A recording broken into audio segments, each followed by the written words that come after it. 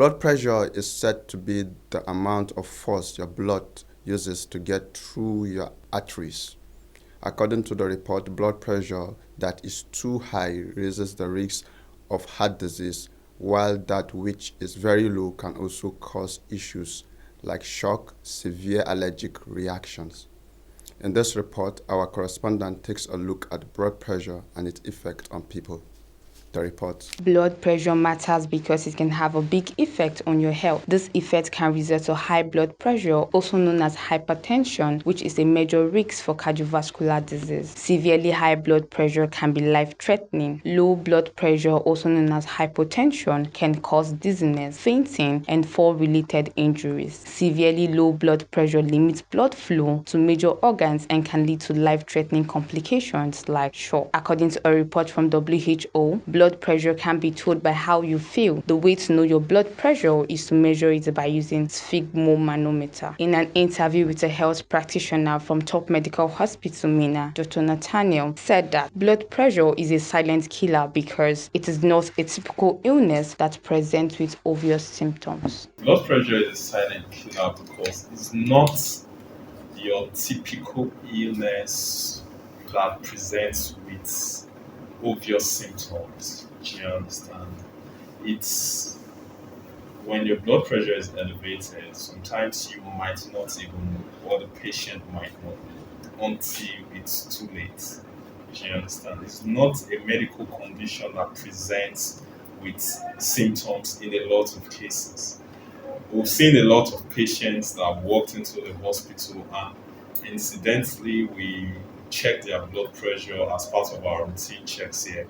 We discover that some of their blood pressures were above the roof. Do you understand? Why some of them will come and tell you they've been having headache or they've been feeling a bit weak on one side of their body, but they just ignore it. But for the most part, it doesn't give them any signs or show any symptoms. Do you understand? And if it persists for some time without being checked, it can lead to severe complications. That is why it's called a silent killer because most times there are no symptoms, there are no signs. The blood pressure just keeps going up. According to him, he highlighted the various risk factors which can predispose you to developing both high and low blood pressure, categorizing them as modifiable and non-modifiable risk factors. Causes per se are not typical for blood pressure. What we have are risk factors. Those are things that can predispose you to developing high blood pressure. We have modified risk factors and non-modifiable risk factors. Modifiable ones are the ones you can work on. For example, smoking, consuming alcohol, do you understand? Being overweight, being inactive, sedentary lifestyle, no exercises, do you understand? Consuming a lot of junks, fatty food, salt, or a lot of potassium containing meals. These are things that can predispose you to developing high blood pressure.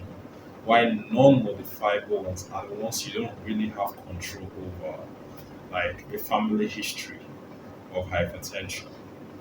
When either of your parents, either your dad, your mom, or even your grandparents are managing high blood pressure, there is a probability of you being an offspring also developing high blood pressure. Do you understand? So that is one of the non-modifiable risk factors. Then old age as well. As you are growing up, some of your vessels are not as patent as they were before.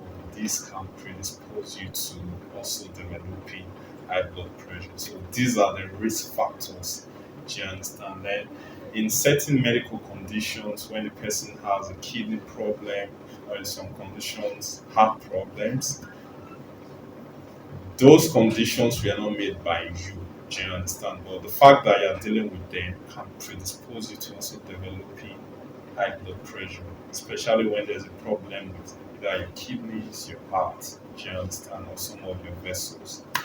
So those are some of the risk factors. He further disclosed that the treatment to manage blood pressure includes keeping a healthy lifestyle, dash diet, alongside taking your medications properly as prescribed by the doctor. So Blood pressure, we have a lot of medications to manage the blood pressure. Blood pressure does not necessarily have a drug that cures it. Do you understand? Like I said, is a medical condition. It's not your typical disease. It's not like malaria, for example, that will place you on anti-malaria and it clears the parasites from your system. Blood pressure is different. What we do is we place you on medications to help you control the blood pressure. But prior to even commencing those medications, we have to counsel you first on lifestyle modification. Do you understand? And dash diets. Do you understand?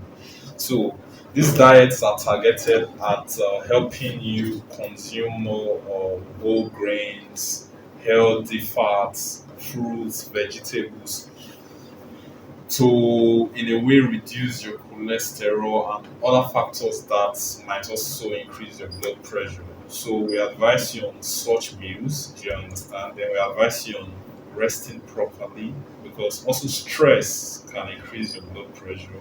You rest, you exercise, maybe 30 minutes every day for at least 5 days in a week. You control your salt, sugar, seasoning cubes, you reduce them. So this is how we start first before we just jump into medications. But when we've placed this patient on DASH diet, lifestyle modification, and we'll give the patient an appointment, say 2 to 3 appointments, and the blood pressure is still not controlled, then we can start introducing antihypertensive medications in low doses, depending on the values we are getting from such a patient to help control this blood pressure. Do you understand? So yes, we have medications that control the blood pressure, but the primary treatment is the lifestyle modification combination with the medications we place you on, not just the medications. I am Precious Nwadigo, reporting for NSTV News.